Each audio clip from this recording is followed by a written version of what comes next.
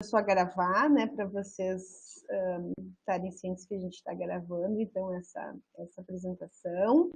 Então, queria agora formalmente agradecer a Rosa pelo aceite. A gente faz a agenda no início do ano, né? Às vezes a gente acha tão longo, mas já chegou agosto. Depois de... Já estamos em 5 meses, né, em distanciamento social. E que bom que a gente tem essa ferramenta que pode aproximar as pessoas, né? Então, hoje a nossa convidada do SIG de Cuidados Farmacêuticos é a Rosa Luqueta.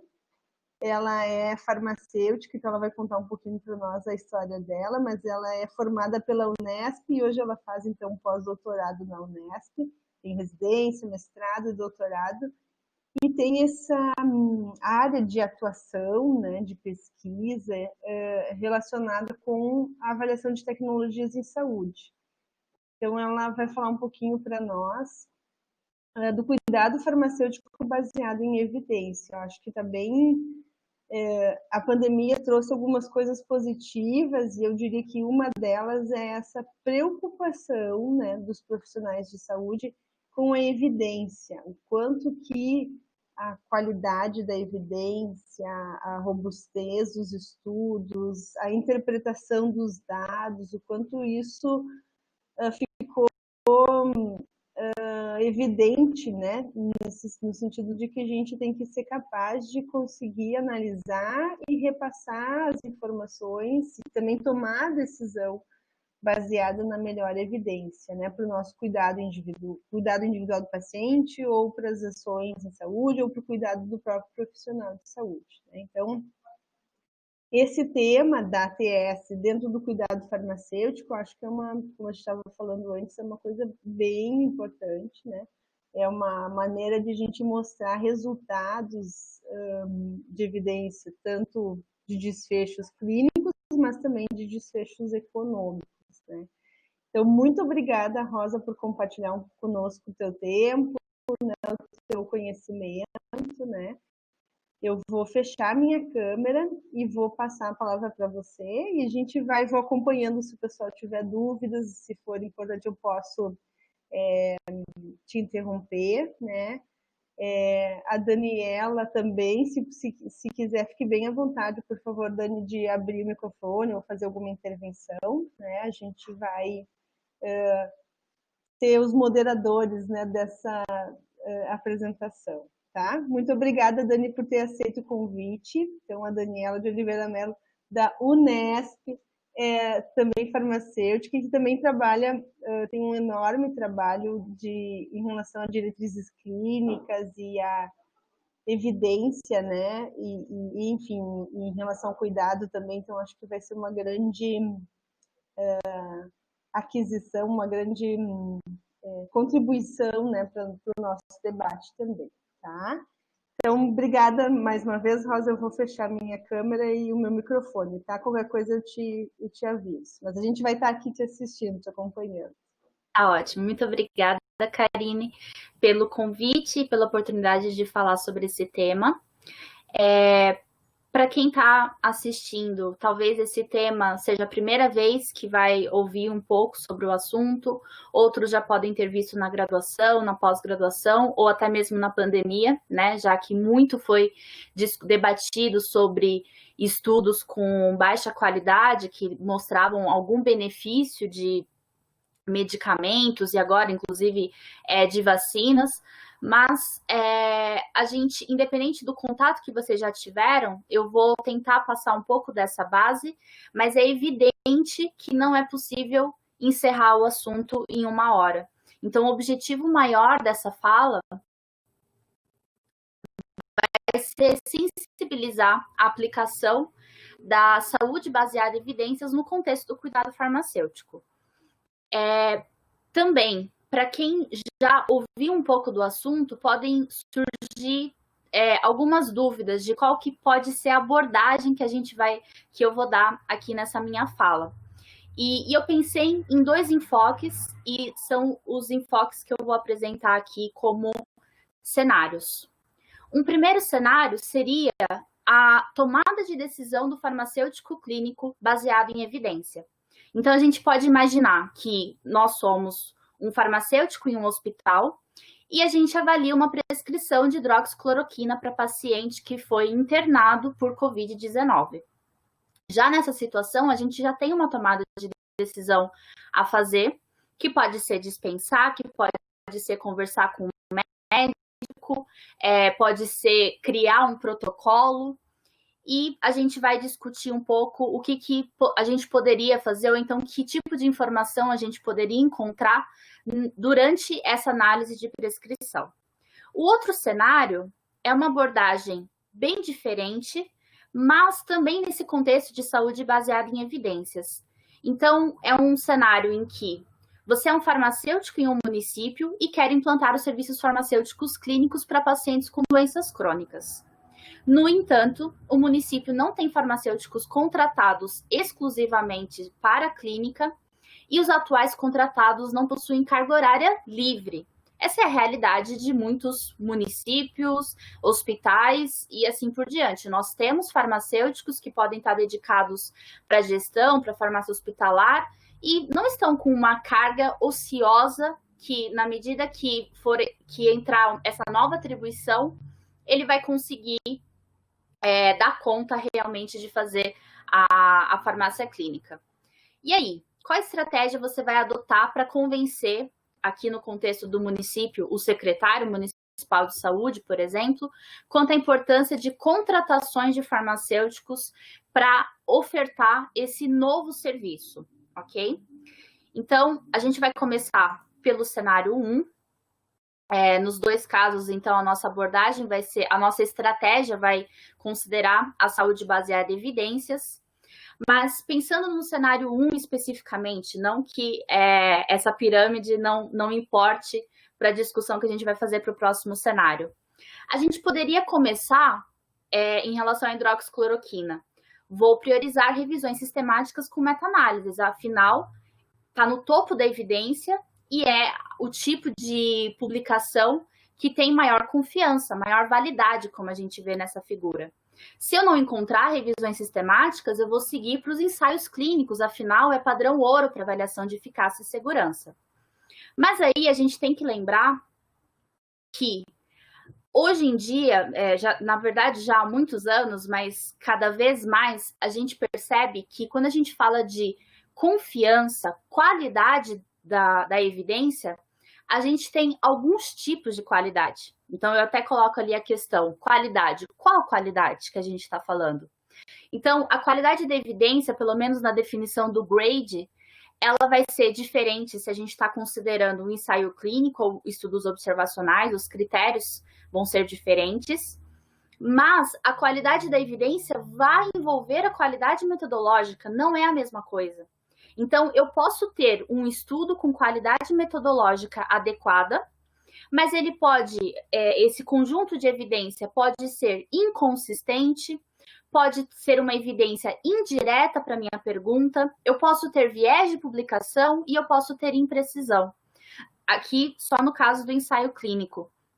Então, mais do que avaliar a qualidade metodológica, a gente tem que considerar também estes outros critérios. E se fossem estudos observacionais, ainda teriam outros 3 critérios adicionais.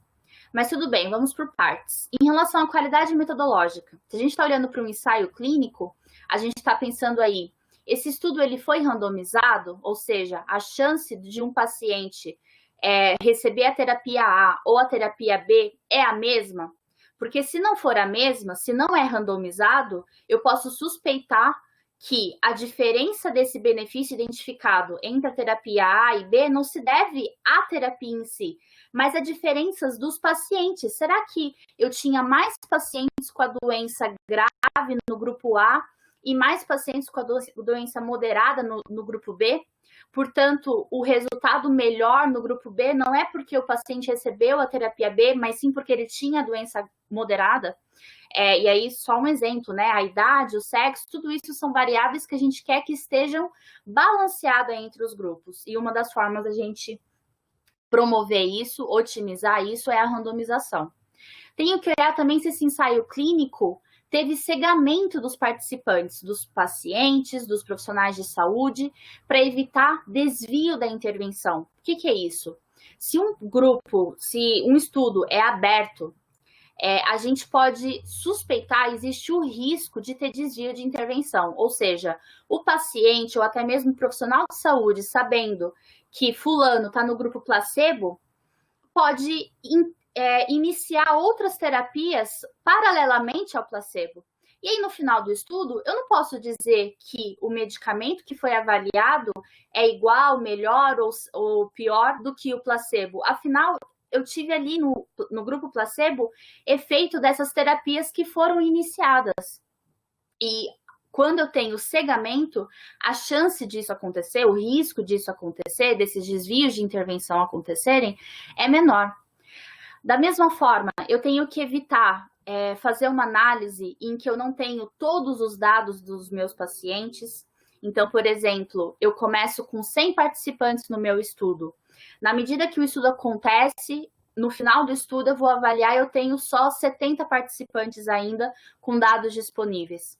Será que esses 30 participantes que saíram do estudo, as causas com que eles saíram do estudo são as mesmas entre os grupos? Porque se não são as mesmas, se está desequilibrado, eu posso suspeitar que, inclusive, o paciente saiu do estudo porque estava utilizando a terapia. Imagina, uma terapia que é muito tóxica, uma tecnologia que causa muitos problemas de segurança, ou mesmo uma tecnologia que é inefetiva.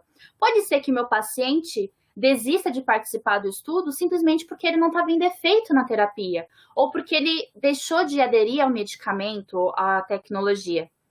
Então, uma análise com desfecho incompleto pode ter esse viés de justamente os pacientes que eu perdi durante o decorrer do estudo estar relacionado à terapia em questão, portanto, não é confiável. Um outro tipo de cegamento importante, geralmente a gente vê os estudos falarem que, mas era um estudo cego, fez mascaramento. Sim, mas de quem?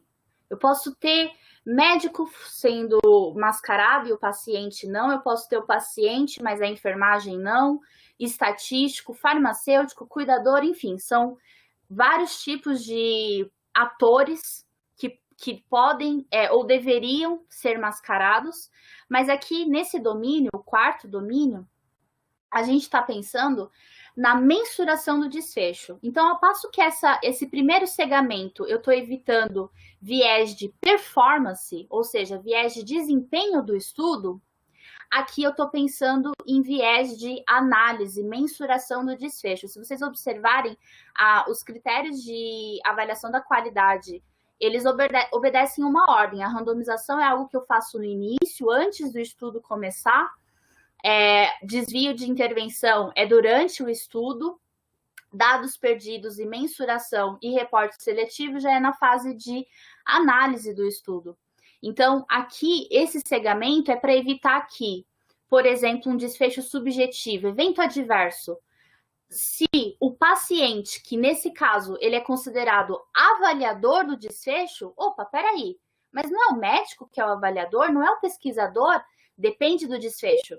Nesse caso, evento adverso, ele é um desfecho que, evento adverso pode abranger vários desfechos, mas entre os eventos adversos que depende do paciente relatar, se ele conhece a terapia, ao relatar, ele está sendo um avaliador do desfecho também.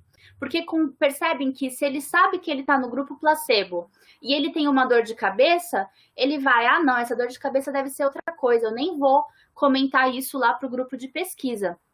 Por outro lado, se ele sabe que ele está no grupo intervenção, ele vai reportar. E aí eu já tive, então, um viés de avaliação. Nesse exemplo do evento adverso, o paciente e o pesquisador deveriam ser cegados. Em um desfecho morte, que é um desfecho objetivo, talvez a ausência de cegamento não fosse interferir na análise, afinal, não tem subjetividade. Na maioria das vezes, não existe subjetividade na avaliação de morte. Então, quando a gente está pensando em mensuração do desfecho, a gente está pensando no avaliador e, portanto, conhecer qual desfecho eu estou considerando vai ser importante para saber quem é, de fato, o avaliador do desfecho. É o radiologista? É o cirurgião? É o médico clínico? E assim por diante. E o último, nesse exemplo que eu estou nessa abordagem que eu estou trazendo, seria o reporte seletivo. Então, ele previu que ele ia avaliar o desfecho XYZ, lá no protocolo. Quando o estudo começa, quando o estudo é divulgado, ele reporta só o protocolo X. Será que aí eu já não tive um reporte seletivo? Ou ele falou que ele ia avaliar 7, 14, 20 dias. Ele reporta só 7 dias. Será que eu tive um reporte seletivo? Ou seja, ele não identificou resultados interessantes para os outros time points, e aí ele prefere omitir do relato, omitir desse artigo, dessa divulgação, esses time points. Bom, eu não vou entrar no detalhe sobre critérios de qualidade para avaliação de estudos observacionais, mas no momento, para a gente iniciar a discussão, essa introdução sobre ensaios clínicos vai ser suficiente para a gente. Então, o que a gente percebe com base nessa distinção de qualidade? Qualidade da evidência, qualidade metodológica. Eu tenho outros critérios que são tão importantes quanto a qualidade metodológica. É que, na verdade, essa figura A já não é mais tão correta assim.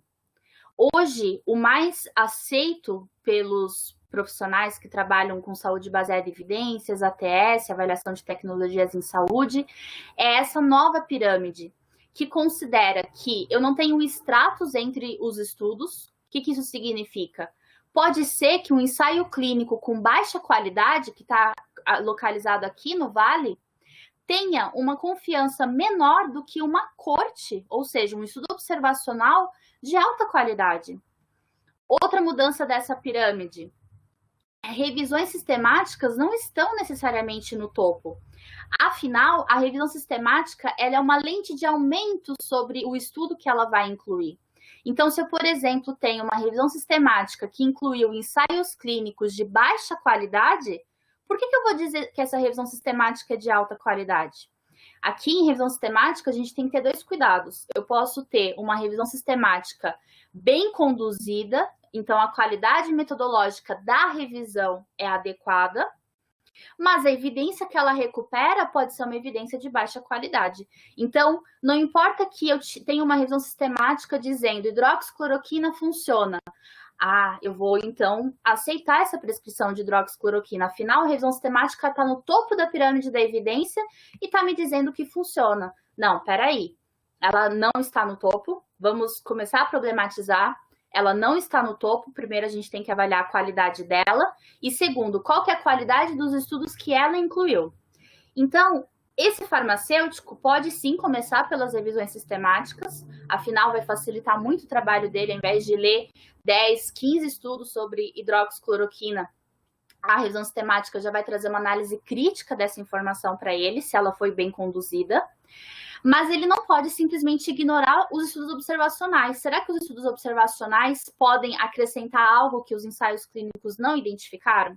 Ou que os ensaios clínicos não identificaram com a confiança adequada? Então, eu vou falar um pouco sobre a hidroxicloroquina para trazer mais esses conceitos aplicados sobre qualidade metodológica e qualidade da evidência. Esse artigo ele foi publicado em abril de 2020 e ele fala de forma aplicada sobre essa questão de por que é importante a randomização, por que é importante avaliar a evidência indireta, entre outros fatores. Ele, obviamente, está desatualizado, afinal, lá em abril a gente só tinha 3 ensaios clínicos. Mas eu acho que ele ainda pode ser uma interessante fonte de consulta para a gente entender como que se conversa a saúde baseada em evidências com a tomada de decisão, nesse caso, o uso racional da cloroquina e a hidroxicloroquina. Mas, como ele está desatualizado, eu vou considerar uma revisão sistemática do grupo Oxford, que traz já a análise de 11 estudos, entre ensaios clínicos, que eu já tinha analisado lá na ocasião, esses 3, mas também ensaios não randomizados e outros estudos observacionais. Então, começando pela análise dos ensaios clínicos. A gente tem aqui 3 ensaios clínicos randomizados. Verde significa baixo risco de viés, ou seja, boa qualidade metodológica para esse domínio. Amarelo, incerto, risco de viés incerto. E vermelho, alto risco de viés. O que a gente percebe é todos os estudos apresentam alto risco de viés, portanto, baixa qualidade metodológica. Não é porque a maioria dos domínios foi avaliado como baixo ou incerto que a gente vai dizer que eles são razoáveis. Não, um domínio com alto risco de viés já significa que o estudo tem baixa qualidade. E aí todos eles são alto risco de viés para esse domínio de cegamento dos participantes e profissionais, que é aquele domínio que eu comentei com vocês. Se não garantido, se esse cegamento não é garantido, eu tenho uma chance de desvio da intervenção. Ou seja, a análise que eu estou fazendo, eu não posso confiar que de fato foi comparado A com B. Pode ser que tenha sido comparado A mais C mais D, porque a gente realmente não consegue garantir que for utilizado apenas a terapia que está sendo colocada ali em questão. Bom, de destaque aqui o que eu faço é que em relação a reporte seletivo, também a gente teve alto risco de viés para 2 desses estudos, o Shen, um dos estudos Shen e o Tang, e aqui era porque foi no protocolo foram definidos alguns desfechos, mas que no artigo eles não foram reportados. Bom, mas eu já havia antecipado, qualidade metodológica não é suficiente, a gente tem que considerar outros critérios. E aí esses outros critérios, para a gente analisar, vai ser mais importante ainda a gente considerar especificamente o desfecho. Para o desfecho, negativação da carga viral por PCR. Foram avaliados os estudos que reportaram esse desfecho para 7 dias e para 14 dias. O que a gente vê aqui no Forest Plot? Que todas as linhas dos estudos, inclusive o diamante em preto aqui, cruzou a linha da nulidade, a linha da similaridade entre os grupos. Portanto, eu não posso dizer que terapia padrão é melhor ou pior do que a hidroxicloroquina. Atravessou a linha da nulidade, eu tenho falta de significância estatística, eu tenho imprecisão. Lembra que imprecisão era um critério de avaliação da qualidade da evidência? Então, além da gente ter baixa qualidade metodológica, para esse desfecho, negativação da carga viral, a gente tem imprecisão. O próximo desfecho é melhora do aspecto radiológico e aqui embaixo, eventos adversos. No primeiro exemplo, eu sei que os números não dá para ler, mas vamos focar aqui na ilustração. Visualmente, eu já posso dizer que eu tenho inconsistência entre os estudos, heterogeneidade, porque um estudo, mesmo que esteja cruzando a linha da nulidade, um estudo diz que a terapia padrão tem tendência de ser melhor e o outro diz que a hidroxicloroquina tem essa tendência. Ah, professora, mas eu posso então considerar que, em média, os estudos, e aí eu olho lá para o diamante. Não é confiável uma meta-análise em média, em que eu tenho uma heterogeneidade desse tamanho. Porque eu estou dizendo que, em média, não melhora. Será que, na verdade, o certo seria eu olhar independente para cada um desses estudos? Afinal, pode ser que o primeiro estudo avaliou um tipo de paciente e o segundo estudo outro tipo de paciente? Então, na verdade, eu deveria considerar para quem que eu quero tomar minha decisão? Ah, é para pacientes graves. Então, qual estudo avaliou pacientes graves? E aí tomar minha decisão com base nesse estudo. E não num diamante que traz a média desse valor. Então, quando a gente tem meta-análises ou evidências heterogêneas, a gente está interessado em descobrir a causa dessa heterogeneidade. Eu não posso tomar uma decisão com base em uma meta-análise que tem uma heterogeneidade alta. Eu tenho aí uma heterogeneidade de pacientes selecionados entre os estudos, eu tenho heterogeneidade das intervenções, da forma como o desfecho foi avaliado, enfim. E, da mesma forma, para esse desfecho do aspecto radiológico, eu também tive imprecisão, ou seja, eu não posso falar que hidroxicloroquina ou terapia padrão é melhor uma do que a outra. Para o desfecho evento adverso, a gente tem um pouco de heterogeneidade aqui, o I quadrado tá difícil de enxergar, tá 0%, mas provavelmente porque a gente tem poucos estudos incluídos e um deles tem um intervalo de confiança muito largo. Isso diminui bastante a confiança da nossa análise estatística da heterogeneidade. Mas, visualmente, a heterogeneidade aqui não é muito grande. E, em precisão, por enquanto a gente não iria avaliar nesse caso, mas ele ainda está dizendo que a terapia padrão seria melhor do que a hidroxicloroquina em relação a eventos adversos. A próxima abordagem, eu comentei, não vamos focar só nos ensaios clínicos, afinal, se os ensaios clínicos têm baixa qualidade, será que os estudos observacionais não têm uma confiança maior e, portanto, eu posso tomar decisão com base neles? Apesar de realmente ensaio clínico ser padrão ouro, e é muito raro estudos observacionais conseguirem uma qualidade muito maior do que ensaio clínico, apesar disso, em teoria, um estudo observacional poderia acrescentar muito valor para a nossa tomada de decisão. Afinal, é um estudo de vida real. O ensaio clínico, eu estou com várias variáveis controladas, eu tenho um pesquisador em cima do paciente, que pode estar aumentando a adesão desse paciente ao medicamento, não aqui na hidroxicloroquina, porque a gente está falando de ambiente hospitalar. Mas se a gente pensar em outros tipos de estudos, o ensaio clínico, ele garante eficácia, ele avalia eficácia, mas ele não avalia efetividade, né? A gente tem aí diferenças. Então, os estudos observacionais não se nega, eles são relevantes, mas por algumas características como viés de confusão, seleção dos participantes, então muitos estudos observacionais são retrospectivos e isso já impõe algumas limitações. Por vários desses fatores, é muito comum a gente ter estudo observacional com qualidade inferior à dos ensaios clínicos. Mas nesse caso, tanto ensaio clínico quanto observacional tem qualidade ruim. Eu não vou dizer que um é melhor do que o outro, porque a gente está vendo aqui pelo gráfico que também a gente tem problemas metodológicos importantes aqui. Se na fase na discussão vocês quiserem aprofundar sobre alguns desses aspectos, a gente volta, mas não é o enfoque que eu quero dar na aula.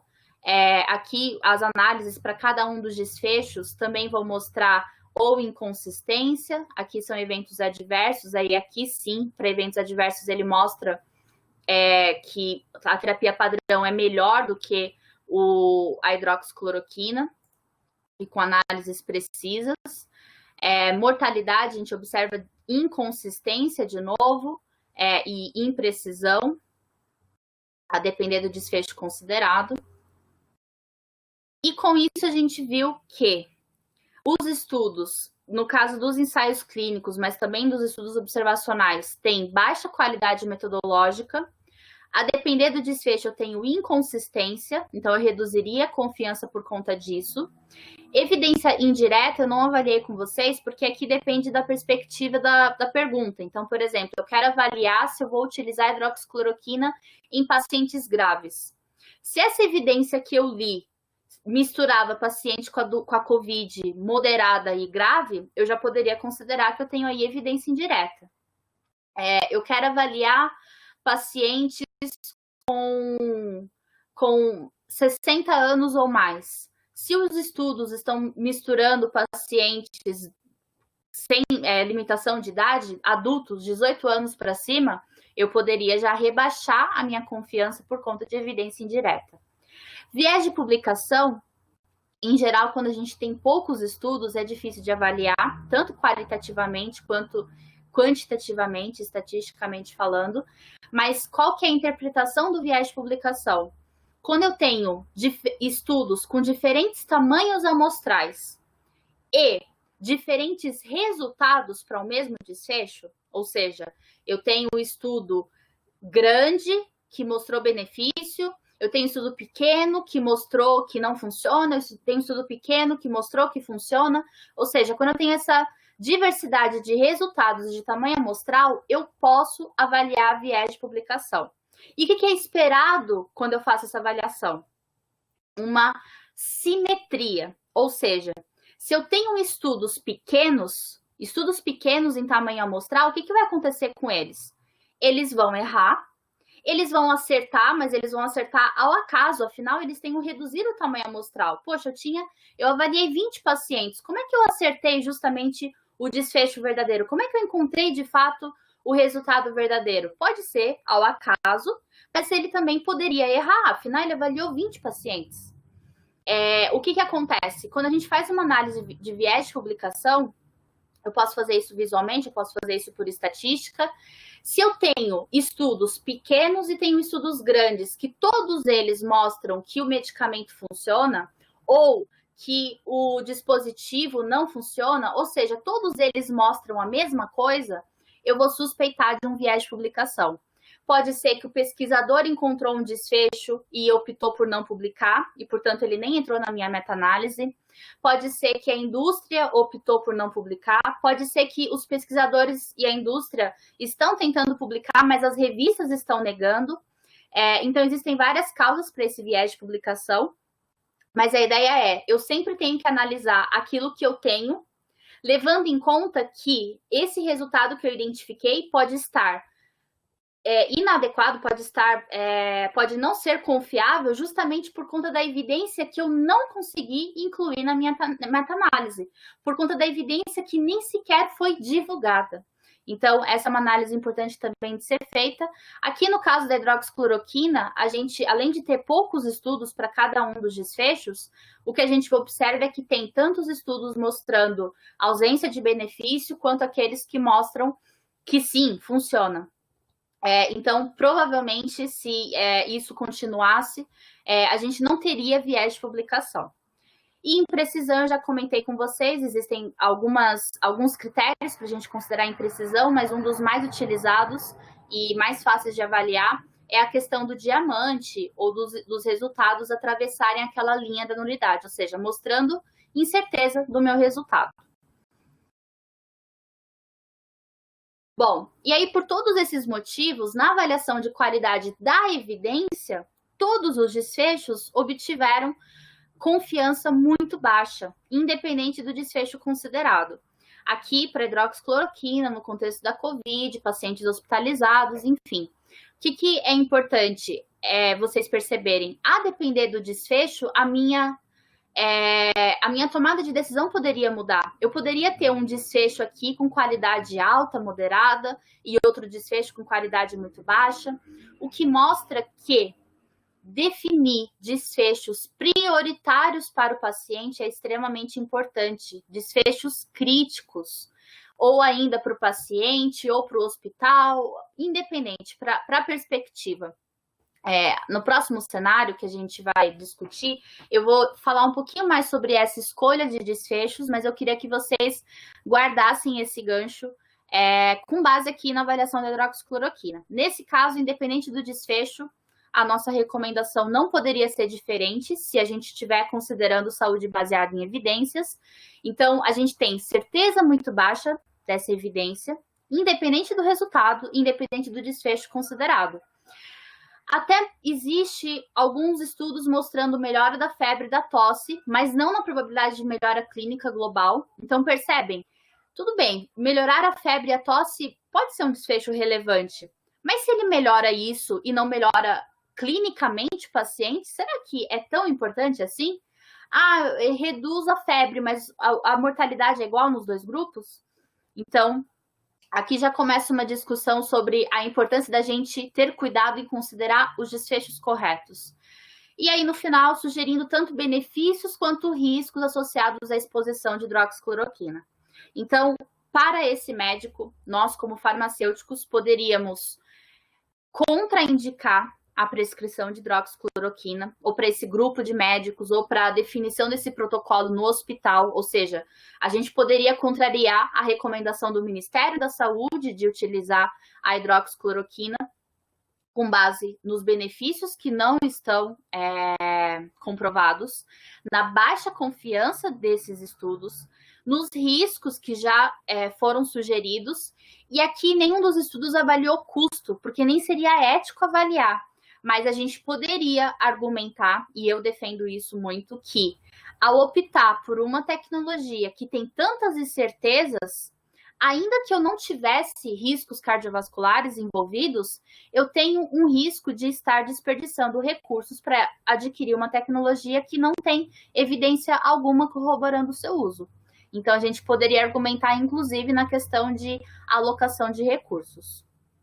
Bom, o segundo cenário, a gente tem um problema bem diferente, que é a questão do farmacêutico querendo convencer o município sobre a implantação do cuidado farmacêutico. Eu já coloquei aqui algumas estratégias que a gente poderia pensar, e aí o farmacêutico decide apresentar os dados do potencial de eficiência e viabilidade financeira, são coisas diferentes, para implantação e manutenção do serviço, bem como um plano de priorização de pacientes e serviços a ser realizados, serviços farmacêuticos clínicos que serão realizados.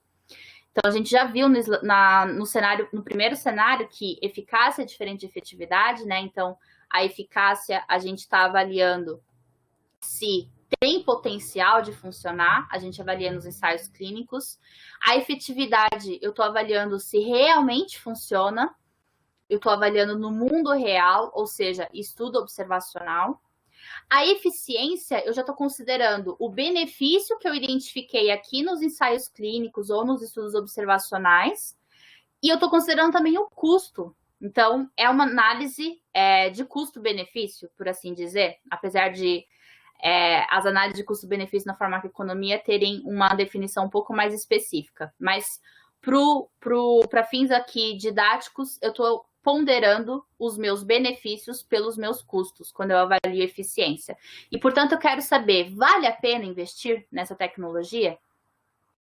E, por último, eu posso avaliar ainda a disponibilidade, ou seja, é viável? E por que não são coisas diferentes? Vocês vão ver no exemplo que eu vou apresentar que eu posso ter uma tecnologia que é eficiente, mas que pode me custar milhões, e eu não ter milhões no meu orçamento disponíveis para investir nessa tecnologia. E por que eu fiz essa seta crescendo aqui? Porque não faz sentido eu avaliar a eficiência se a eficácia ou a efetividade ainda não estão comprovadas. Isso parece um pouco óbvio, mas no dia a dia não é tanto. Eu vi alguns estudos, inclusive na pandemia, avaliando impacto orçamentário de hidroxicloroquina. Mas espera aí, eu ainda não sei se ela funciona, se ela pode funcionar, se ela funciona de fato. Na minha experiência como consultora, a gente pode falar um pouco mais disso no momento da discussão, muitos clientes faziam demandas de análises farmacoeconômicas, análises de economia da saúde para tecnologias que ainda não estavam nem registradas, ou seja, também não tinha eficácia comprovada. Ah, mas o estudo está em andamento, ele está demonstrando bons resultados. Sim, mas ainda não há. É que, na verdade, as indústrias elas têm essa corrida contra o tempo muito grande por causa do interesse comercial e lucrativo.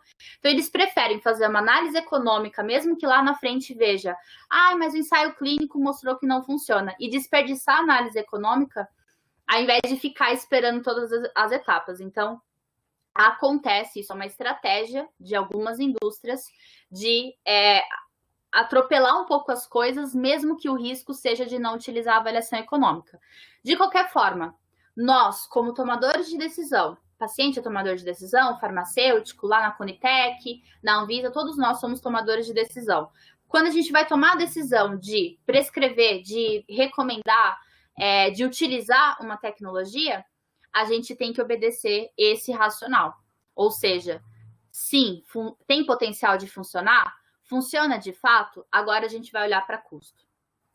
Bom, essa farmacêutica ou esse farmacêutico optou por focar em eficiência e viabilidade porque ela entende que já está comprovado que o cuidado farmacêutico funciona, tá?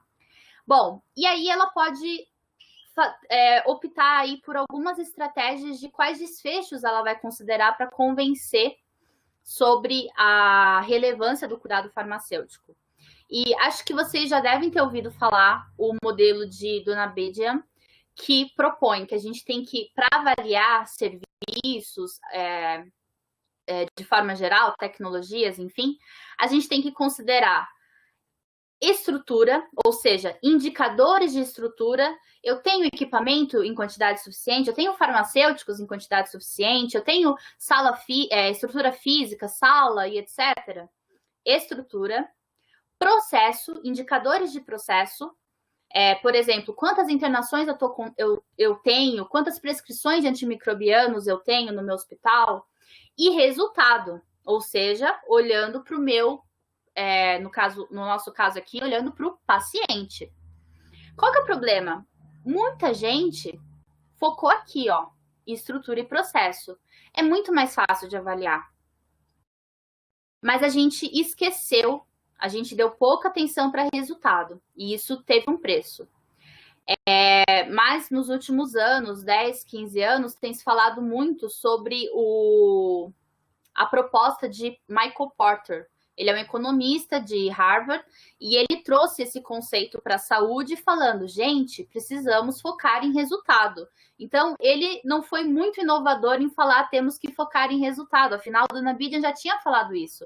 É que, na verdade, ninguém estava ouvindo Dona Bidian. Todo mundo estava focando aqui, ó, estrutura e processo. Mas aí Porter fala, a gente tem que olhar para resultado.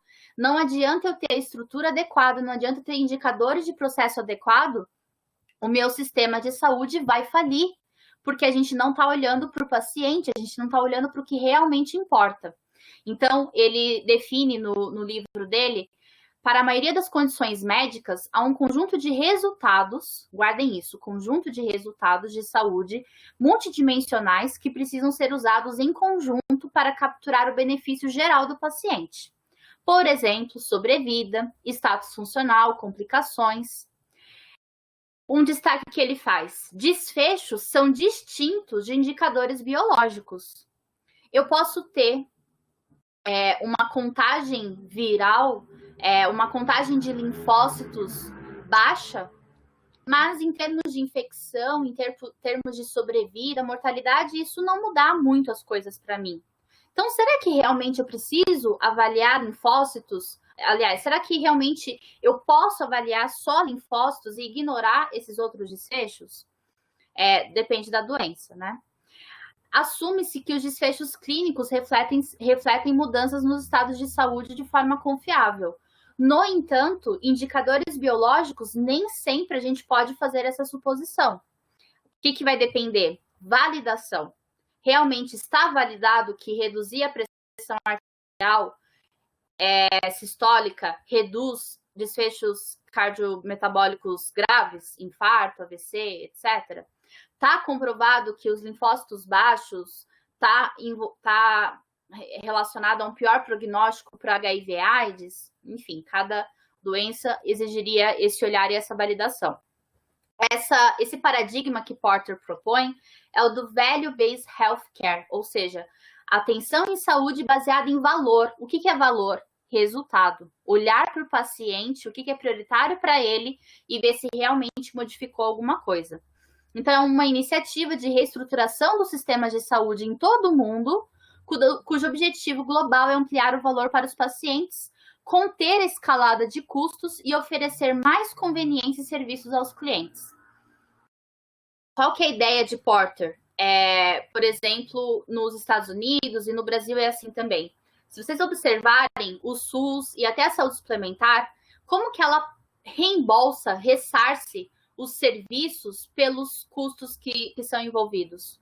Por procedimento. Então, por exemplo, o paciente ficou internado 14 dias, o SUS vai mandar para o hospital 14 diárias de enfermaria ou de UTI. O paciente precisou fazer uma diálise, o SUS vai mandar o pagamento para essa diálise. Vamos deixar de lado um pouco a questão sobre, mas o SUS manda um valor muito baixo, por hora não vamos focar nisso. Mas o que o SUS está fazendo isso no mundo inteiro? Não é um problema do SUS apenas. O que o SUS está fazendo quando ele vai lá e paga essa diálise? Incentivando com que a diálise seja feita, com que as causas que fazem o paciente desenvolver insuficiência renal aguda por evento adverso a medicamento continuem a acontecer. o que acontece nesse exemplo da diálise? Óbvio, tem pacientes que vão precisar da diálise por idiosincrasias, por o status biológico dele mesmo, enfim. Mas, vamos pegar o exemplo de uma vancomicina que não teve a dose ajustada e causou uma lesão renal. E o paciente fez a diálise. Será que se eu tivesse evitado a insuficiência renal aguda, não seria melhor para o paciente, para o hospital, para o sistema de saúde como um todo? Então, a ideia de Porter é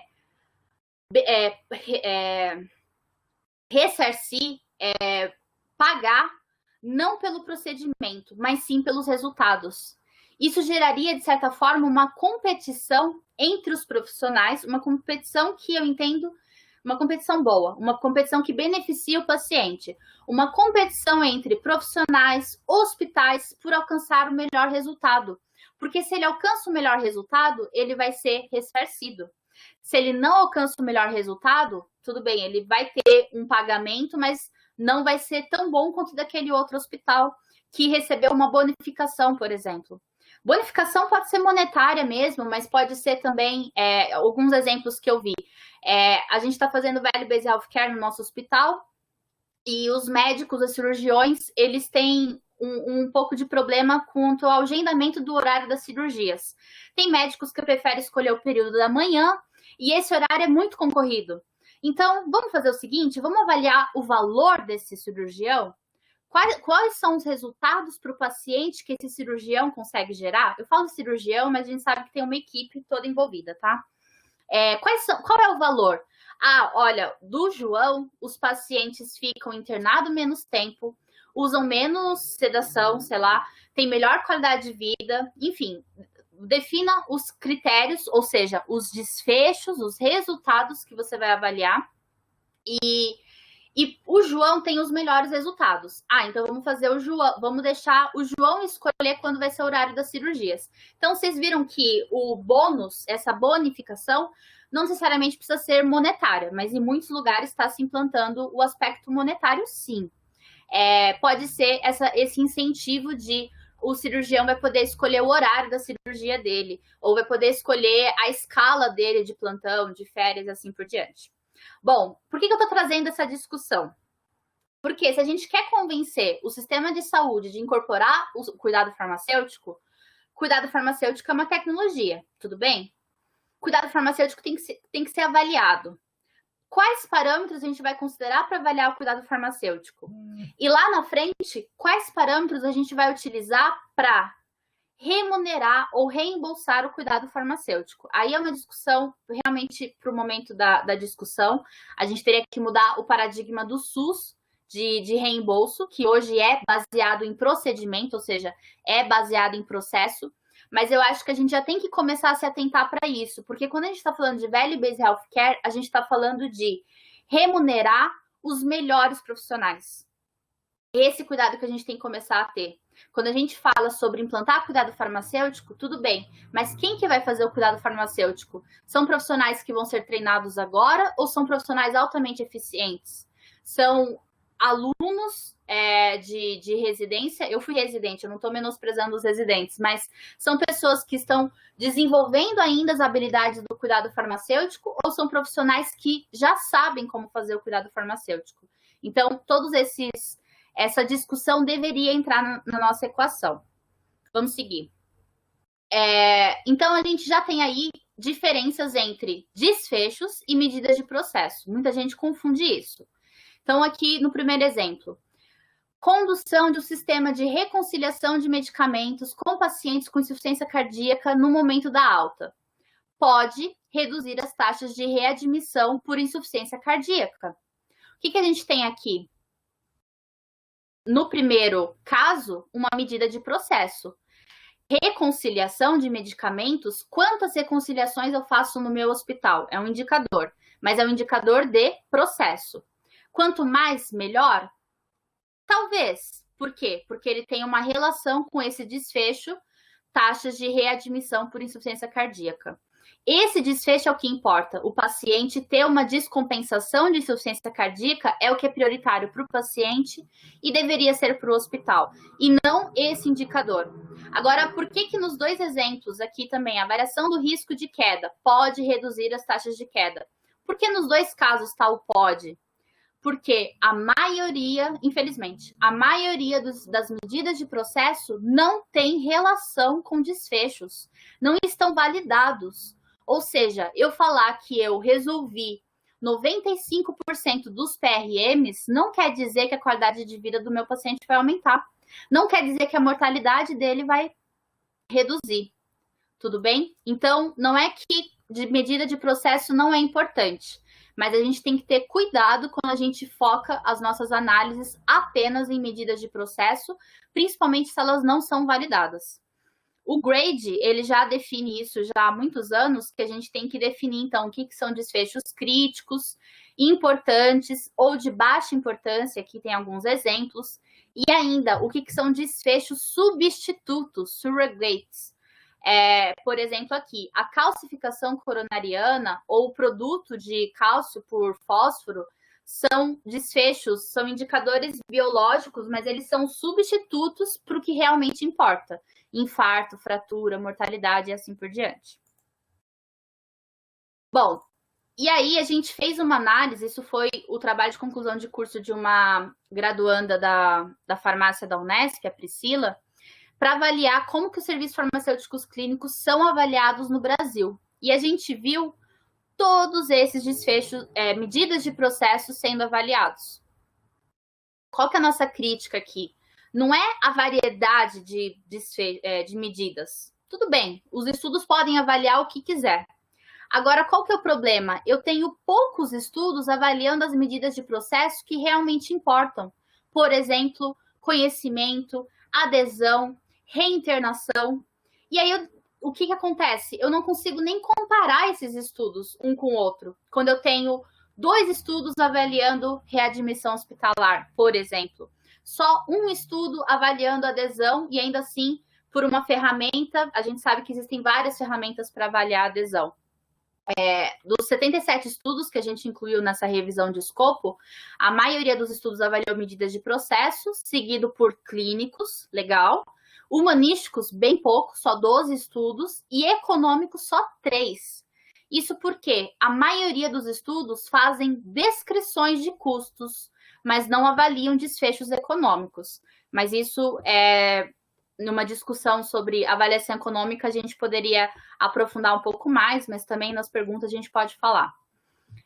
Aqui são os desfechos, as medidas de processo que foram avaliadas, então, RDRP é a resolução de PRM, 13 estudos avaliaram. Esse é um desfecho que é bem comum, a maioria dos estudos. Medida de processo, eu falo desfecho por vício, mas está errado. A concordância do profissional de saúde que recebeu essa recomendação também foi bastante frequente. Na maioria das vezes, o profissional de saúde era o médico, né? Então, quantas vezes o médico aceitou ou concordou com a recomendação do farmacêutico? Agora, daqui para baixo, aqui eu separei, a gente separou em décadas, tá? Então, os primeiros anos dos estudos e os últimos anos.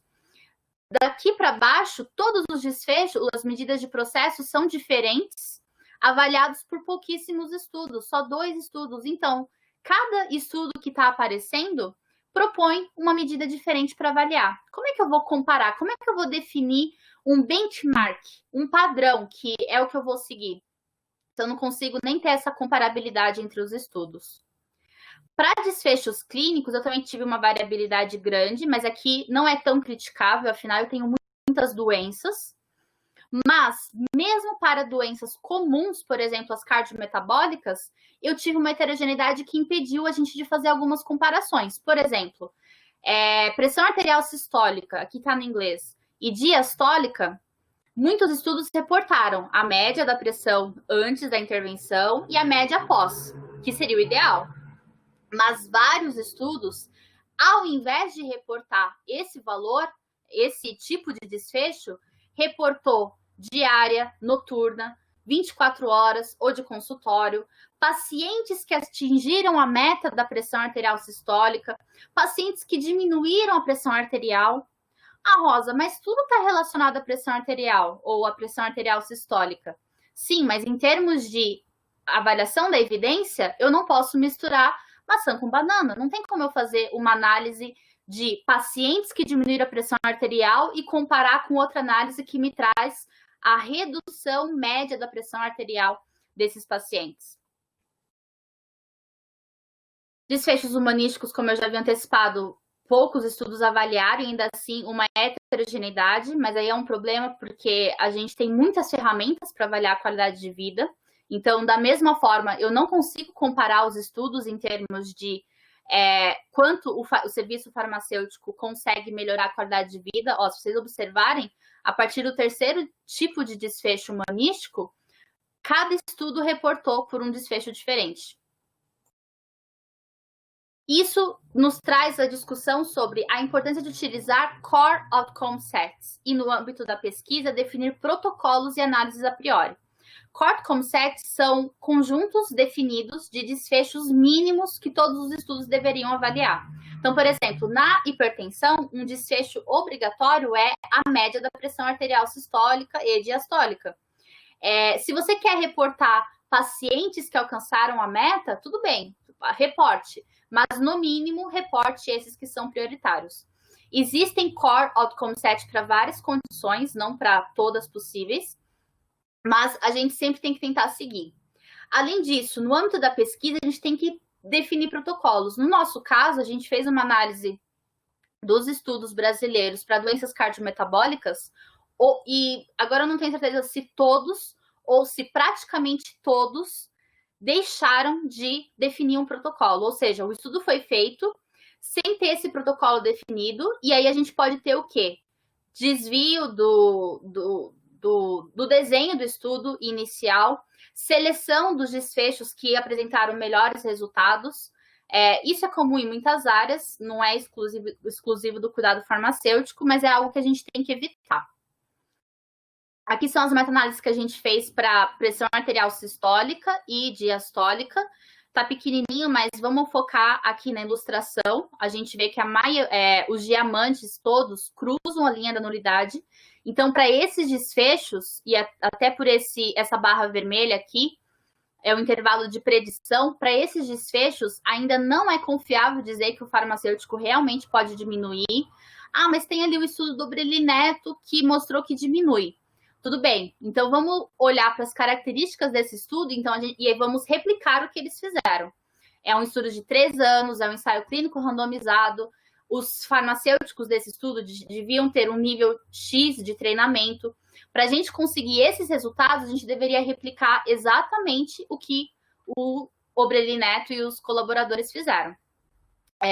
Aqui a avaliação da qualidade, a maioria tem verdinho, então para ensaios clínicos ainda tem algumas limitações, que é o que está em vermelho, mas não é um cenário tão crítico. São ainda estudos de baixa qualidade, mas não é tão crítico quanto outros cenários que a gente já viu.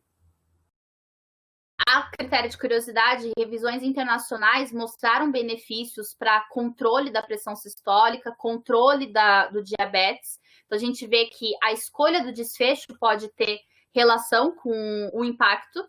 Então, se eu olho para a pressão sistólica em milímetros de mercúrio, quanto reduziu, já não tem tanta confiança. Agora, pacientes que controlam a pressão arterial já mostrou um pouco de confiança.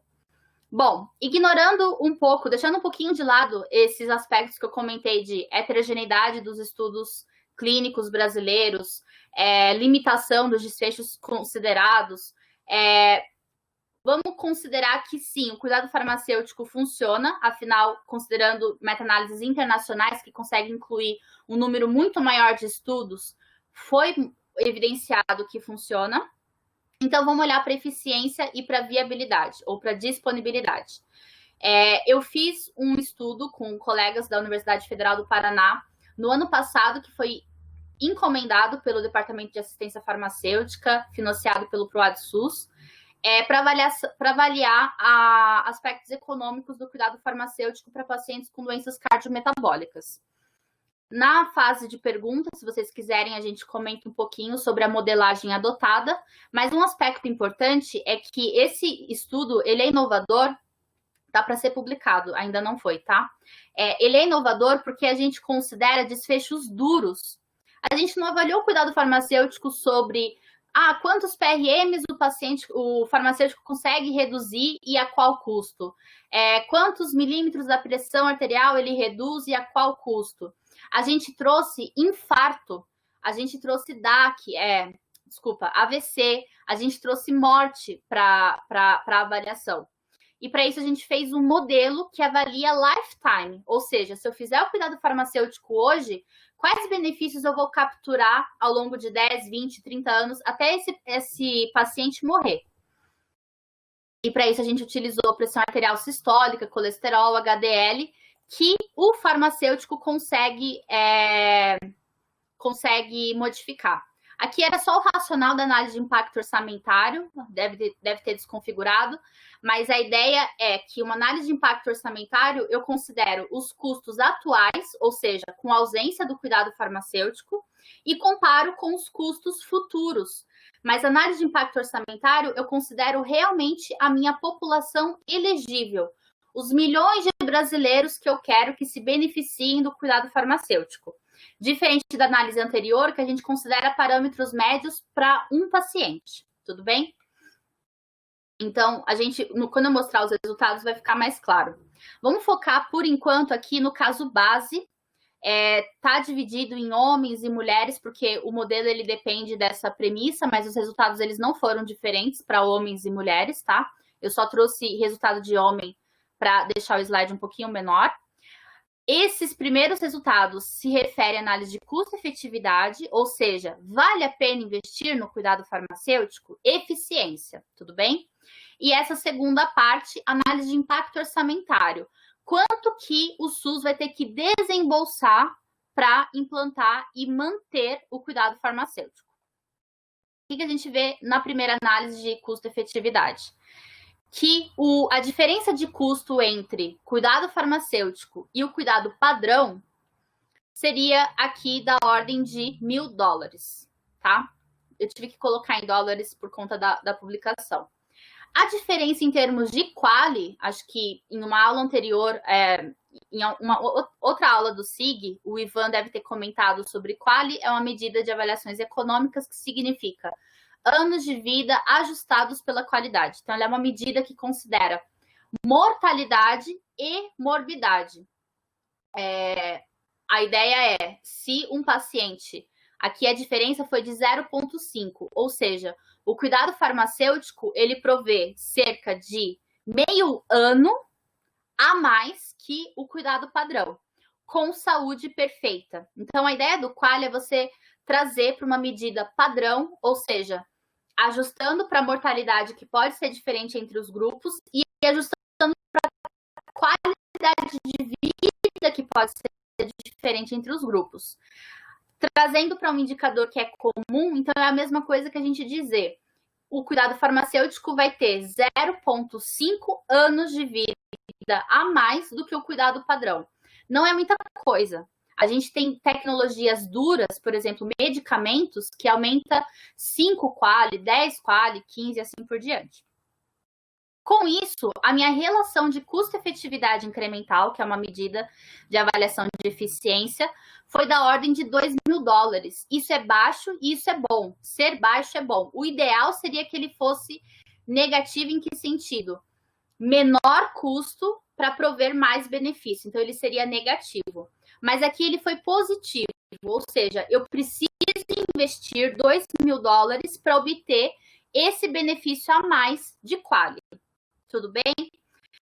Mas eu preciso investir pouco, $2.000 em termos de indicador para ICER, para relação de custo-efetividade incremental, é um valor baixo, tá? Existem várias discussões do que seria um valor aceitável, está relacionado aí a uma discussão de limiar de custo-efetividade, mas isso é discussão para uma aula de avaliação econômica. Mas, acreditem em mim, esse parâmetro é baixo. Ou seja, essa análise mostrou que é eficiente investir no cuidado farmacêutico. Porém, considerando a população elegível, a gente chegou numa população elegível no Brasil de 580 mil pessoas. Quem que são essas pessoas? Idosos com diagnóstico simultâneo simultâneo de hipertensão e diabetes, tá? Então, esses parâmetros aqui, todos é para hipertensão e diabetes. Então, o melhor resultado, e foi o cenário que a gente testou. Por isso que a população acaba sendo um pouquinho menor. 580 mil não é muita coisa, pensando, né, num país continental. Para essa população, a implantação e a manutenção em 5 anos, porque a análise de impacto orçamentário foi 5 anos, diferente de custo-efetividade, que foi lifetime. O SUS teria que desembolsar 56 milhões de dólares, ok? Teria que contratar cerca de 1.700 farmacêuticos, afinal, a gente não poderia considerar que os farmacêuticos que hoje já estão contratados no SUS têm carga horária livre para fazer cuidado farmacêutico. Reduziria 43 mil AVCs e reduziria 57 mil infartos. Essa foi a análise do caso base e a gente fez vários cenários alternativos. Eu não vou detalhar todos eles, mas eu queria chamar atenção só para um, que é esse aqui. A eficiência deu um pouco melhor, que é de 1,2 ou 1. Nesse cenário, o que a gente mudou? A gente avaliou que o cuidado farmacêutico seria feito ou em menor tempo, acompanhamento farmacoterapêutico, tá? Quando a gente fala nesse estudo, o cuidado farmacêutico definido era acompanhamento. Nesse cenário mais eficiente, a gente considerou que a consulta ou duraria menos ou seria mais espaçada. Então, por exemplo, ao invés de fazer uma consulta farmacêutica de 30 minutos todos os meses, vamos tentar fazer 10 minutos todos os meses? Ou 30 minutos a cada 3 meses? Por que a gente fez essa análise de cenário? Porque a gente viu que o custo que mais impactava nessa análise era a contratação do farmacêutico, contratação e o pagamento lá mensal do salário do farmacêutico. A gente considerou mobiliário, a gente considerou treinamento, mas todos esses custos não fazia cócega na análise. Agora, o salário do farmacêutico era o que mais impactava. Portanto, o tempo que o farmacêutico fica com o paciente impacta muito na análise. Se eu estou falando de 30 minutos ou de 10 minutos, eu estou falando de atender um paciente ou 3 pacientes. Então, quando eu falo aqui 580 mil, eu estou multiplicando ou dividindo por 3 esse valor. Nessa análise, considerando menor frequência ou menor tempo do atendimento, teve um impacto orçamentário negativo, ou seja, economia, de 16 milhões ou de 95 milhões do cenário a gente considerar. E da mesma forma, reduziu AVC, evitou AVC e evitou infarto. Mas aqui eu tive que contratar cerca de 6 mil farmacêuticos, porque, na verdade, nessa análise... Bom, nessa primeira é 555, porque só reduziu o tempo do cuidado farmacêutico, que é essa daqui, tá? A segunda, que é a de baixo, eu aumentei a população elegível para 1,7 milhão. O que a gente considerou aqui? Pacientes idosos com hipertensão, independente de estar com diabetes ou não. Então, a população é maior. Afinal, eu tenho menos pessoas no Brasil que têm a simultaneidade do diagnóstico de hipertensão e diabetes. Tudo bem? Então, o que eu mostrei nesse segundo cenário? Mesmo aumentando a população, ainda vai ter uma economia. E, na verdade, essa economia vai ser maior. Desde que o cuidado farmacêutico seja feito em 10 minutos. Tudo bem? Bom, esse cenário, já para fechar a minha fala e depois a gente abre para discussão, esse cenário, diferente da hidroxicloroquina, eu trago mais perguntas do que respostas. Afinal, a evidência ainda precisa melhorar para a gente conseguir defender o cuidado farmacêutico. Poxa, Rosa, mas já faz tantos anos, cuidado farmacêutico já é uma realidade em muitos lugares, só que não é uma realidade em todos os lugares. Não é uma realidade no Brasil. Até em países desenvolvidos não é uma realidade. Afinal, a gente ainda tem Reino Unido, Espanha, Portugal, que são países com menos crises na saúde do que o Brasil, que ainda estão fazendo artigo tentando mostrar por que o cuidado farmacêutico importa, por que ele funciona. Se isso já fosse uma realidade, seria igual a situação do médico. Você não tem artigos defendendo por que o médico é importante. Já é uma situação superada, né? É histórico que a gente precisa do médico, a gente precisa da enfermagem. No entanto, na farmácia, a gente ainda está nessas discussões de defender o farmacêutico, o ato farmacêutico, o farmacêutico como tecnologia, tudo bem? E a gente vê que a evidência ainda falha em defender isso. Então, eu estou mostrando um estudo, uma avaliação econômica, que mostra que pensar em cuidado farmacêutico, a gente tem que pensar em práticas mais eficientes. Será que dá para eu ficar 30 minutos todos os meses com todos os pacientes? Será que todo paciente precisa de acompanhamento farmacoterapêutico? Será que eu posso usar ferramentas da telefarmácia para diminuir os meus custos, otimizar alguns aspectos técnicos e logísticos? Será que eu posso usar o racional de value-based healthcare, ou seja, focar mais em desfecho relevante para o paciente, focar mais em priorizar farmacêuticos bem treinados para fazer o cuidado farmacêutico? Será que eu tenho que olhar para serviços menos complexos que o acompanhamento farmacoterapêutico?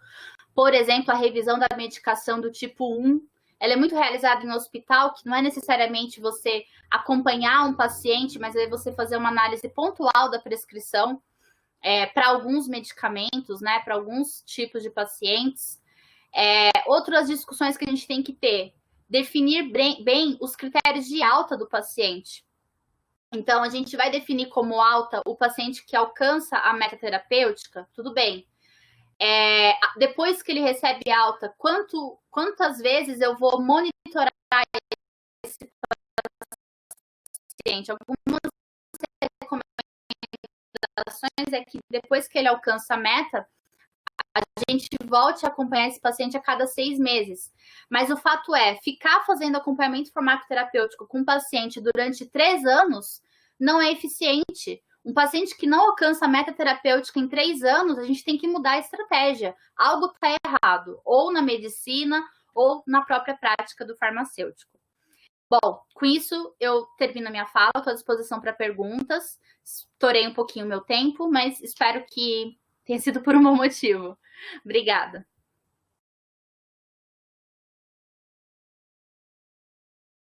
Oi, Rosa, foi excelente a apresentação. Acho que tu trouxe 2 temas, 2 questões bem importantes para a nossa prática, né?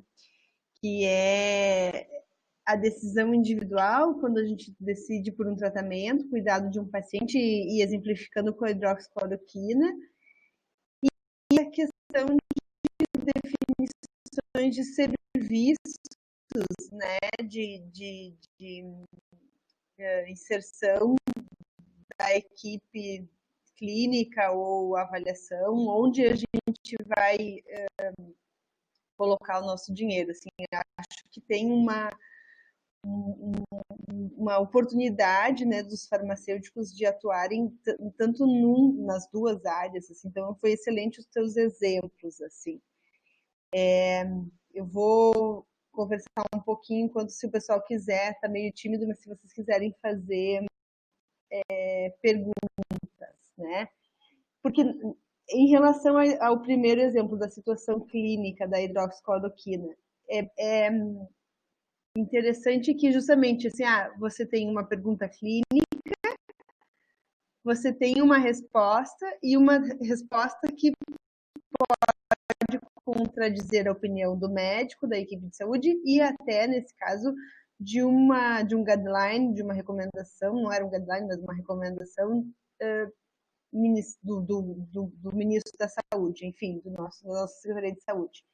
Então, na prática, como é que o farmacêutico lida com essa situação, assim, no sentido de qual é o melhor caminho de expor opinião e como ele lida com essa questão de confrontar, talvez, né, uma outra opinião de um colega ou de um outro, enfim, de um outro profissional de saúde.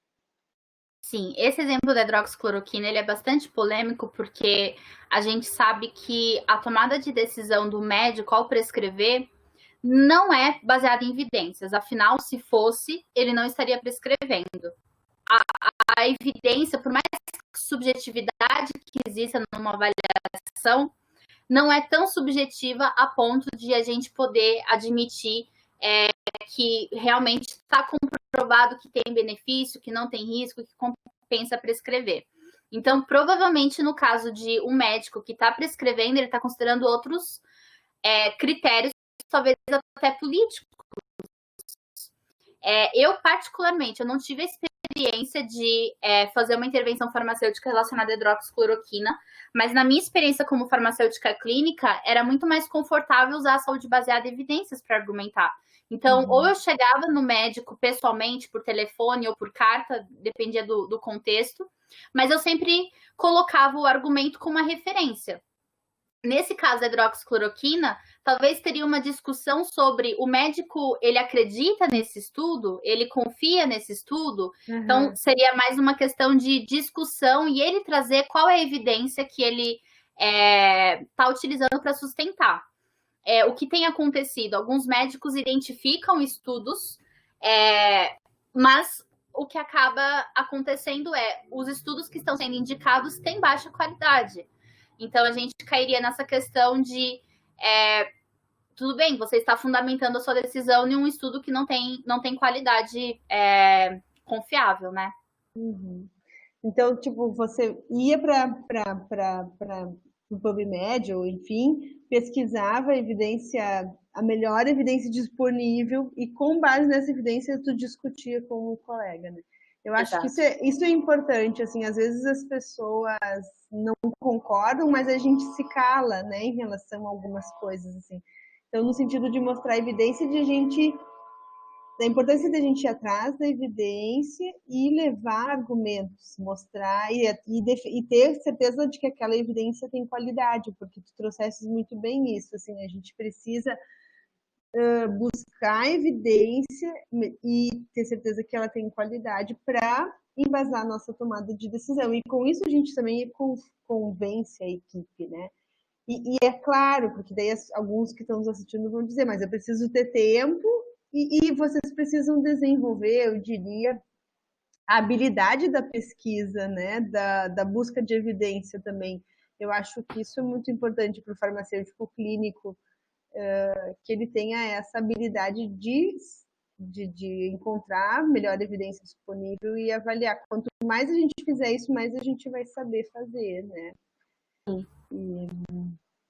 E em relação obrigada, Nelson, vocês podem colocar presença, né, nesse site e usando o link da sessão de hoje para que a gente possa emitir certificado da aula. E em relação ao outro estudo, eu achei fantástico, assim, acho que é bom a gente ter esse tipo de evidência, né, de estudos econômicos até para escolher. Vocês fizeram em relação ao Brasil esse estudo, é isso? Isso. Para isso, a gente considerou ensaios clínicos brasileiros. A gente até tinha uma análise de sensibilidade, ou seja, um cenário alternativo que a gente considerava a eficácia de estudos internacionais. Mas o próprio DAF não priorizou, não entendeu que não era interessante esse tipo de análise, e eu concordo perfeitamente com eles, porque a gente está falando de uma tecnologia, o cuidado farmacêutico é uma tecnologia complexa, comparado ao medicamento, por exemplo. Medicamento, eu tenho lá o princípio ativo, o excipiente, eu posso garantir que o medicamento que o paciente está tomando hoje, dali a 30 dias, vai ser o mesmo, né, em composição, portanto, vai surtir o mesmo efeito. No serviço farmacêutico, isso não acontece. É uma diferença de paciente que pode interferir na minha efetividade. Então, eu como farmacêutica, eu posso ter uma consulta farmacêutica ótima com um paciente que me ouve, me responde, e uma consulta desastrosa com um farmacêutico que não para de falar, que desvia do assunto. Óbvio que tem aí a questão da minha habilidade de conduzir a consulta. Mas vocês perceberam que a própria diferença do paciente vai interferir nessa eficiência do meu atendimento. A minha diferença com a do meu colega, do meu nível de treinamento, vai interferir também. A condição de saúde, se eu vou usar material educativo ou não. Então, é uma miscelânea de características, por isso a gente se preocupou em considerar estudos nacionais, porque aí a gente está dizendo, se o estudo de fulano lá em Minas Gerais conseguiu essa eficácia, talvez um serviço implantado em São Paulo, no Pará, possa conseguir uma eficácia parecida. Afinal, eles tiveram uma formação parecida. Comparar a nossa formação clínica com a de um profissional da Espanha já é totalmente diferente. Então, por isso que a gente teve esse cuidado. Mas a questão dos números, né, milhões de pacientes ou milhares, enfim, tudo isso é considerando prevalências nacionais de hipertensão, de diabetes, de simultaneidade de diagnóstico. Então, foi tudo aplicado para Brasil, para custos brasileiros. Bem. A importância de selecionar adequadamente os desfechos para a gente monitorar e medir. E eu concordo contigo, assim, a gente tem vínculo entre o profissional e o paciente, tipos de doença, a questão socioeconômica dos pacientes, dependendo da doença crônica, né? Diferentes variáveis que podem interferir nesse resultado, né? Eu vi que a Dani abriu. Dani, quer contribuir conosco? Eu ia fazer uma pergunta que vai muito de encontro com a pergunta que a Vanessa colocou agora no chat. E assim, a gente... farmacêutico, quando ele está no hospital, né, e quando você tem essas condições que são mais agudas, que você tem um desfecho clínico, né, da condição mesmo, mais rápido no tempo, pensando na facilidade ou dificuldade de medir isso, você tem estudos muito diferentes, né, se você estiver considerando a atenção primária, e se você estiver considerando atenção no âmbito do hospital e de um ambulatório de hospital, por exemplo, o cuidado para um paciente pós-cirúrgico, né, você consegue ter desfechos duros de forma mais fácil do que o farmacêutico que está na atenção primária. Acho que isso é um dos grandes desafios de mostrar que o cuidado farmacêutico pode contribuir. A outra questão que eu vejo é que muitos dos nossos estudos são estudos observacionais, né, Rosa? Porque fazer ensaio clínico não é uma tarefa fácil, né? Leva tempo, custa dinheiro, e muitas vezes você tem o farmacêutico que está lá intervindo, também fazendo trabalho acadêmico, muitas vezes como um mestrado, né? Em paralelo à atuação mesmo dele. Então, acho que esses são alguns dos fatores que dificultam esse tipo de análise. Você quer comentar de outros, Rosa? Assim, onde que você achou mais dificuldade de encontrar dados? Porque a gente sabe que para fazer o modelo econômico, você depende muito da qualidade, né, do dado primário. E aí, quais foram os principais desafios, além desses que eu comecei falando aqui? Obrigada pelos pontos colocados, Daniela. A gente teve essa dificuldade que eu comentei sobre... Às vezes eu tinha vários estudos sobre doenças cardiometabólicas, mas eles não reportavam o impacto em pressão arterial sistólica, diastólica, HDL, colesterol, que eram parâmetros que a gente precisava. Então, dizia simplesmente, de 100 pacientes, 50 reduzir a pressão arterial, 40 alcançaram a meta terapêutica. E apesar de realmente alcançar a meta terapêutica ser um desfecho desejável, eu não tenho, o meu modelo precisava da pressão arterial especificamente que o paciente teria, 140, 145, 160, para conseguir estimar mortalidade, para conseguir estimar infarto e etc. Justamente por conta daquela questão que eu coloquei sobre eu preciso de validação entre o desfecho que eu estou considerando e o desfecho que vai ser o meu output da análise, o meu resultado. E a gente não tem uma correlação de pacientes na metaterapêutica, de quanto que ele teria de infarto, morte, etc. O meu modelo, ele usava regressões para fazer essas análises, então a gente precisava dos desfechos dessa forma. Também uma dificuldade foi HDL. Então, muitos estudos reportam pressão arterial, e eu imagino tem a ver com a facilidade de você mensurar a pressão arterial no consultório. Mas, se o médico não pede o HDL, ou se você não tem autonomia para solicitar um exame de HDL, e nisso a resolução do CFF poderia avançar um pouco mais os nossos estudos e a nossa prática, porque o farmacêutico ele pode fazer essa solicitação de exames desde que não tenha finalidade diagnóstica, mas sim de monitoramento. Muitos estudos não reportavam HDL, e o aumento do HDL tem um impacto muito grande em AVC e infarto.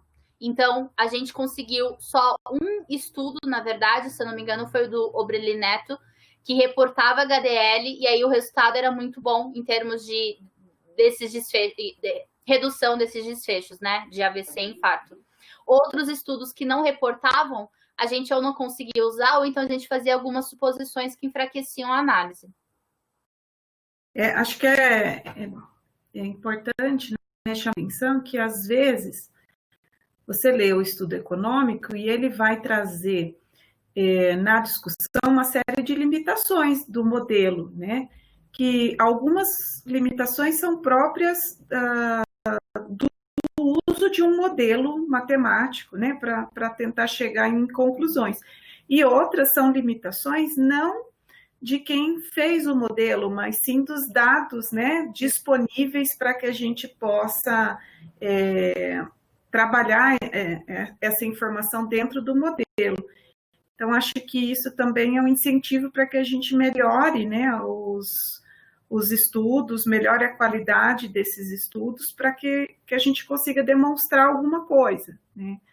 E acho importante também a gente achar outras formas de se colocar que não seja só chamar atenção para o número de PRMs que interviu, porque nenhum outro profissional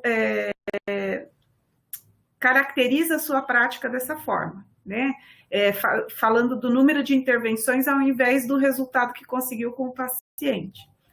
E acho também que tem um outro aspecto, né, que nessa parte do acompanhamento farmacoterapêutico faz muita diferença, que é que o resultado depende muito do paciente, né? Uhum. Assim, é um trabalho que, como você falou, é diferente de avaliar se um medicamento está fazendo efeito ou não, porque daí a gente depende também do paciente, mas tem o componente forte do medicamento.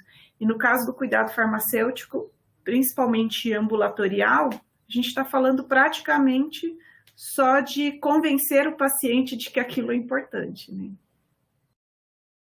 Sim. No caso desses estudos, para o DAF, eu entendo, foi um pouco frustrante a gente apresentar um resultado de que gera milhões no impacto orçamentário, porque nós, na nossa formação, a gente tende a associar que o cuidado farmacêutico vai economizar, mas isso, na verdade, a gente tem muitos resultados diferentes para as avaliações econômicas, tem realmente estudos que mostram que melhoram, mas aí entra nessa questão de qual foi a evidência que embasou esse resultado. Então, às vezes, o ensaio clínico que embasou não era um ensaio clínico confiável, e aí ele identificou economia. Qual foi o horizonte de análise que ele considerou? Então, eu estou olhando só para o ano que eu estou fazendo a intervenção, e eu observei a economia. Mas e aí? Depois você dá alta para o seu paciente, ele volta a gastar mais, ou ter os eventos adversos, ou os eventos cardiovasculares quando você sai? Então, tem várias limitações nessas análises, e a gente chegou com uma análise que mostra que não, na verdade, vai ter que investir dinheiro, não é econômico. A questão do cuidado farmacêutico, a gente tinha... os ensaios clínicos, eles têm dois grupos, né? Um grupo que só está recebendo a dispensação, que não deixa de ser um cuidado farmacêutico, mas é diferente de acompanhamento farmacoterapêutico. Só que o que a gente não pode esquecer? Os dois grupos estão usando o medicamento. Pode ser que nesse grupo que só dispensou, reduziu a pressão arterial também, né? Então, a gente não pode subestimar o medicamento. É como se a gente estivesse comparando o cuidado farmacêutico associado ao medicamento, e o cuidado farmacêutico é considerado uma tecnologia leve, comparado com o medicamento, que é uma tecnologia dura. Então, nesse grupo que não recebe, também vai ter paciente aderindo à terapia, ainda mais quando ele faz parte de um ensaio clínico, né? Porque aumenta o controle. Na sua fala, Rosa, eu pego assim, duas mensagens importantes, né? Uma é que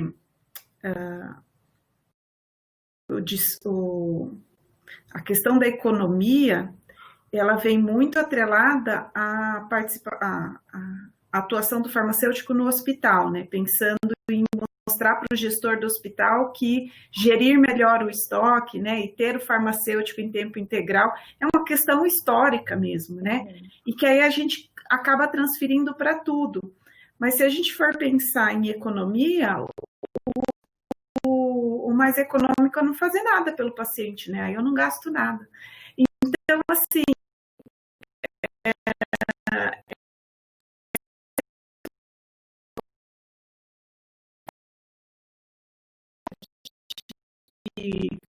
concluir alguma coisa, porque não necessariamente você usar dinheiro significa gasto, muitas vezes são investimentos, né? E esse investimento só vai ter resultado a longo prazo, o que é muito difícil de pegar em um estudo clínico, né? Em um ensaio clínico. Então, você tem esses desafios enormes, né? E a outra coisa que me chama bastante atenção na sua fala, e que eu sempre discuto um pouco isso com os meus alunos também, é que quando a gente faz um estudo, seja ele clínico, seja ele econômico, a gente não pode partir da premissa assim, o farmacêutico economiza, então vamos provar. Não, na realidade a gente vai testar a hipótese, né, de que isso pode acontecer. E medicamento tem um impacto orçamentário enorme. Por que farmacêutico a gente tem que sempre pensar que tem que economizar? Não, gasta para ter farmacêutico na rede.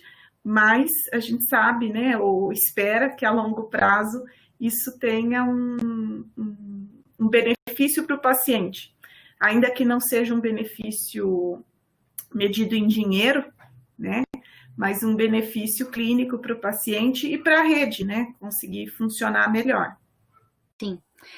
Isso eu acho extremamente importante, porque a gente está falando sobre interpretar parâmetros de eficiência, interpretar parâmetros de viabilidade financeira. Muita gente acha que é sinônimo, e eu entendo que é difícil realmente entrar na cabeça. O que a gente mostrou quando a gente falou que o cuidado farmacêutico é eficiente? Que para cada R$1 gasto com cuidado farmacêutico, você vai obter benefícios maiores do que R$1 gasto sem o cuidado farmacêutico. É a mesma coisa que você falar, eu vou comprar um sorvete que tem 5 bolas e ele custa R$5. E aí você opta por comprar um sorvete que, na verdade, são 10 bolas, mas custa R$8. Qual sorvete foi mais eficiente? O de R$8. Mas o sorvete de R$8, você gastou R$3 a mais do que o sorvete de R$5. Então, foi isso que a gente identificou. Cuidado farmacêutico é mais eficiente, porque para cada real gasto eu vou obter mais anos de vida ganho e mais anos de vida ajustado pela qualidade, mas eu vou ter que investir. E se eu quiser economizar, eu tenho que aumentar a eficiência desse cuidado farmacêutico. Então, ficar 30 minutos com o paciente fazendo serviço de psicólogo, nós não somos psicólogos, não dá. Ficar de um mês para outro falando com o paciente te ignorando, talvez você não seja o melhor profissional para convencer esse paciente da importância de aderir. Talvez tenha que mudar de farmacêutico, talvez a questão dele seja um psicólogo, justamente, tratar uma depressão, enfim. para cada caso, para cada paciente é um caso. A alta, a gente geralmente coloca que a gente vai dar alta para o paciente que alcançar a meta. Mas tem paciente que com 1 ano de acompanhamento não alcança a meta. Olha o investimento que você teve nesse paciente, que talvez a estratégia deveria ter sido diferente. Eu acho que é um ótimo resumo que você fez agora. Acho que quem não tinha entendido ainda, acho que agora conseguiu pegar, né? Acho que você resumiu a aula toda nessa fala agora. Eu fiquei pensando quando a Rosa falou, né? O quanto que a gente tem que estar como farmacêutico preparados para fazer um bom atendimento e esse atendimento ser efetivo, né? Acho que fica bem marcante essa questão. Mas Rosa, daria para a gente estimar o custo dos AVCs evitados? Então, nesse sentido, a gente teria talvez um custo que poderia pagar o custo de investimento do farmacêutico. Perfeito, foi considerado esse custo. Mas aí o que acontece? A gente com um paciente que está com uma pressão arterial alta, digamos 16, 160 de pressão sistólica, eu não posso afirmar que ele de fato vai morrer de AVC, ou que ele vai ter um AVC, ou que ele vai ter um infarto. Então, a gente está numa doença, a hipertensão e o diabetes, que até que ela comece a apresentar eventos, ela é uma doença silenciosa. E muitos pacientes com hipertensão vão morrer de várias outras causas que não o infarto ou AVC.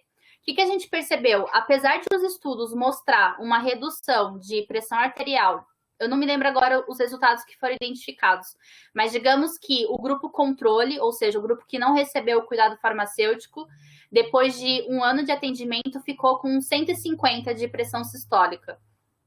E o grupo intervenção conseguiu 130, 125.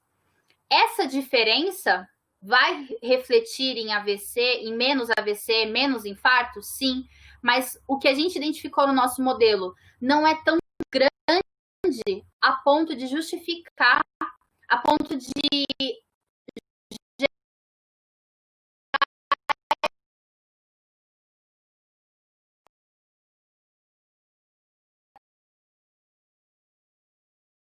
que eu mostrei dos 10 minutos ou do cuidado farmacêutico a cada 3 meses. Nesse gerou economia.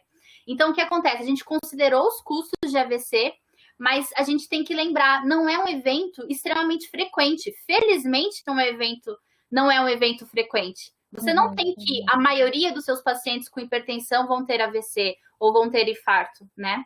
E ainda, se ele tem, às vezes ele vai ter um na vida. Também não é tão frequente o paciente que tem vários infartos. Existe, a gente sabe, mas não é a regra. Então, mesmo considerando essas economias, a gente considerou ainda o cuidado farmacêutico gera um custo incremental nesse cenário de 30 minutos. Tá, perfeito. E aqui a Karen tem uma pergunta que é sobre você destacou os core outcome. Então, como que a gente trabalha numa patologia que talvez não tenha essa definição desses core outcomes? Que a gente, como é que a gente define quais desfechos utilizar nesse caso? É difícil, na verdade, mas eu tenho focado muito as minhas linhas de pesquisa ou no desenvolvimento de Core 7. Então, a gente estava trabalhando recentemente no desenvolvimento de Core 7 para esclerose múltipla. Mas, por exemplo, de outras condições, obesidade já existe, para hipertensão já existe. Se a condição que ela está avaliando realmente não tem um Core 7, eu priorizaria aqueles desfechos mais reportados nos estudos, então, validados para desfechos primordiais. Então, não está ao alcance dela avaliar a morte. Isso realmente não é obrigação nossa do farmacêutico avaliar a mortalidade. Imagina avaliar a mortalidade em hipertensão. Eu teria que fazer um estudo de 40 anos. Se não está ao alcance dela avaliar a mortalidade. Então, qual desfecho para essa doença está validado que tem uma correlação forte para a mortalidade. No âmbito de AIDS, vai ser a contagem de linfócitos ou a carga viral, linfócito CD4, ou a carga viral. Então, algumas doenças, muitas doenças, têm essa, ainda que não tenha o CORT-COM7, tem os desfechos que são validados. Por exemplo, na área de oncologia, sobrevida livre de progressão, por incrível que pareça, não é um desfecho validado para mortalidade. Eu posso ter pacientes que têm uma maior sobrevida livre de progressão do que o grupo comparado, mas em termos de mortalidade, ambos morrem na mesma frequência. E, óbvio, depende de cada câncer, né? Sim. A gente está quase dando 12h10, então acho que se vocês tiverem mais alguma pergunta, senão a gente talvez vá se encaminhando para o final, né? Eu acho que a Rosa fez assim, uma aplicação bem interessante, ela trouxe o tema de uma maneira leve, assim, que a gente possa ver a aplicação, né, da evidência para o cuidado farmacêutico com dois cenários diferentes e muito importantes. Assim, acho que a gente tem um longo caminho, mas a gente já tem algumas evolução em relação à discussão sobre isso, né? Fiquei até pensando assim, talvez a gente tenha que, como farmacêutico e pesquisador, definir, por exemplo, né, a hipertensão, o que nós deveríamos coletar de dados, os desfechos ou de custos para poder gerar essa evidência que a gente gostaria de ter para avaliar a longo prazo, né, o impacto. Karine, uma coisa que também eu acho importante é assim, é lógico que o farmacêutico que está na unidade, né, na unidade básica, está no hospital, às vezes quer também fazer uma formação acadêmica. Se esse for o caso, ótimo, né? Mas a gente também precisa estabelecer mais parcerias, né? As pessoas, muitas vezes, elas têm o ambiente próprio para se fazer uma pesquisa, mas não